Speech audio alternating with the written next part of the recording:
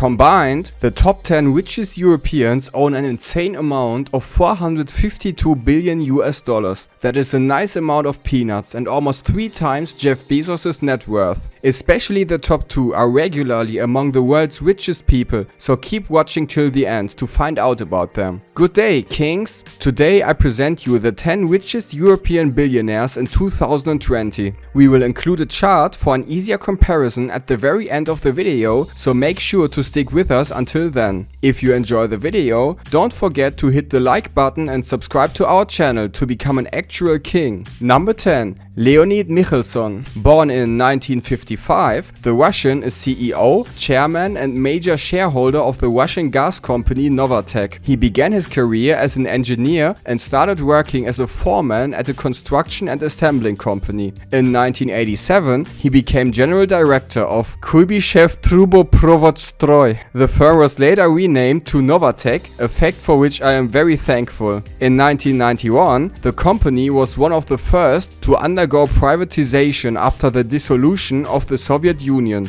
Leonid owns approximately 25% of its shares, which boosts his current net worth to 21 billion US dollars, which pales in comparison to the top spots on our list. Number 9 is another Russian fellow, Vladimir Lysin. The billionaire businessman was born in 1956 and is the majority shareholder of Novolipetsk, one of the 4 largest steel companies in Russia. As of today, his net worth is 22.6 billion US dollars. Lysin started working as a mechanic in a Soviet coal mine and later worked as a welder foreman. He rose through the ranks to become section manager, shop manager and deputy chief engineer. In 1992, he joined a group of tenacious traders who won control of Russia's steel and aluminum industry. The partners later split and Lysin finally became the sole owner of the company in 2000. Number 8 and the first woman on our list is Susanne Klatten. Born as Susanne Quandt in 1962, the German billionaire heiress and daughter of Herbert Quandt has a net worth of around 23.1 billion US dollars. When her father died, she inherited his 50.1% stake in pharmaceutical and chemicals manufacturer Altana.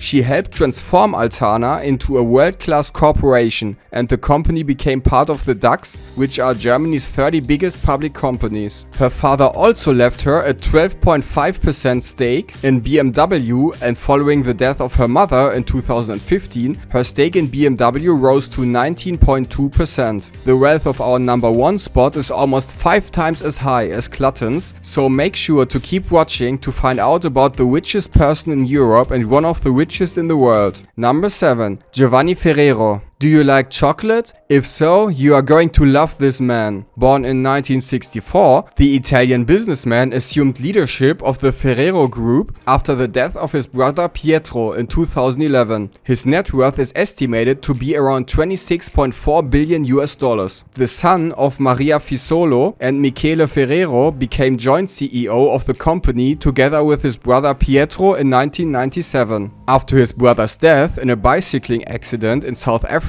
in 2011, he became the sole CEO of the company and his father, Michele, remained as executive chairman. Following his father's death in 2015, the company was left solely in Giovanni's hands. Whatever sweets you might think of, there is a high likelihood that it is owned by these Italian giants. Number 6. Dieter Schwarz. The second German on this list was born in 1939 and is the owner of the Schwarz Group. In 1973, Dieter joined the Lidl and Schwarz KG business of his father and opened the company's first Lidl supermarket. After his father died in 1977, he took control of the discount chain and later expanded the business outside of Germany and turned the company into an international juggernaut. If you live in Europe or America, you probably have a Lidl close to you. His current net worth is estimated to be at 35 billion US dollars. Number 5 are the siblings Beate Heister, born Albrecht, and Karl Albrecht Jr. You might not know it, but Aldi is split into Aldi Nord and Aldi Süd, which is German for North and South. And these two are the owners of Aldi Süd. In the US, Aldi Süd is simply called Aldi, while Aldi Nord stores are called Trader Joe's. The two Aldis were initially one and the same, but the two founding brothers split the company into two after a heavy disagreement over whether cigarettes should be sold in Aldi markets or not. Although the two are still very similar, Aldi Süd is the more successful corporation, which is the reason for Heister and Albrecht Jr.'s impressive net worth of a combined $40.4 billion.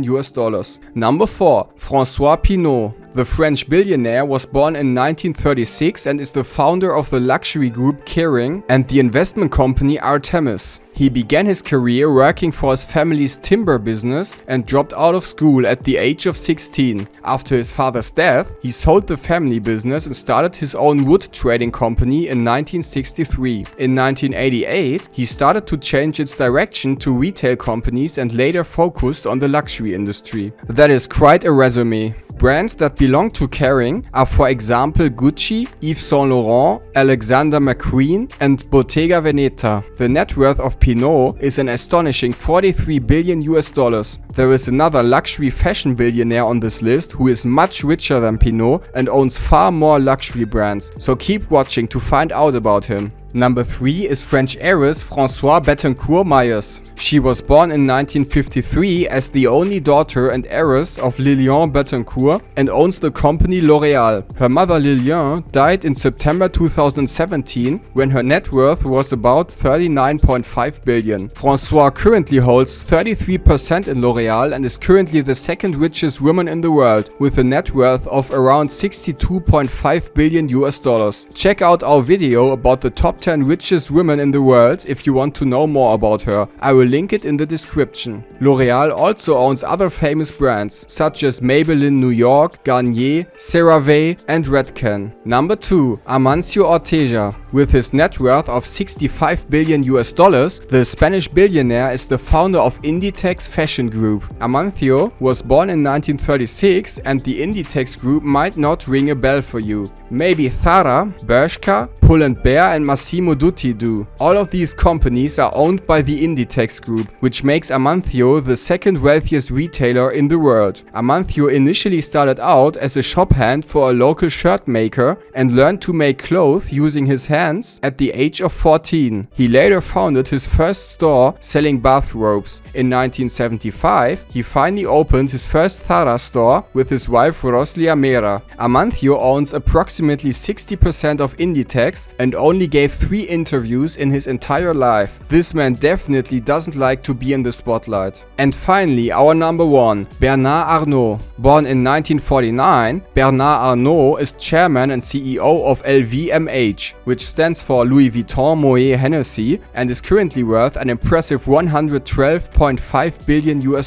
which also makes him the third richest person in the world. Arnault graduated as an engineer and began working for his father's civil engineering company. In 1984, he acquired his first luxury goods company before subsequently taking control over other textile companies. Arnault bought the majority of shares in LVMH back in July 1988, before being elected chairman of the executive managing board in 1989. In total, LVMH consists of more than 70 mostly luxury brands. Some of the most famous ones are liquor brands Dom Perignon, Hennessy and Moet et Chandon, watch and jewelry brands Bulgari, Tag Heuer and Tiffany, and clothes brands Dior, Louis Vuitton, Marc Jacobs and more. If you like luxury clothes, you probably own something from at least one of these brands. Thank you for watching our video. As promised, you can now see the chart that compares the 10 richest people in Europe. If you enjoyed the video, please hit the like button and subscribe to our channel to become an actual king. Also, tell us in the comments what you would buy if you had $112.5 billion.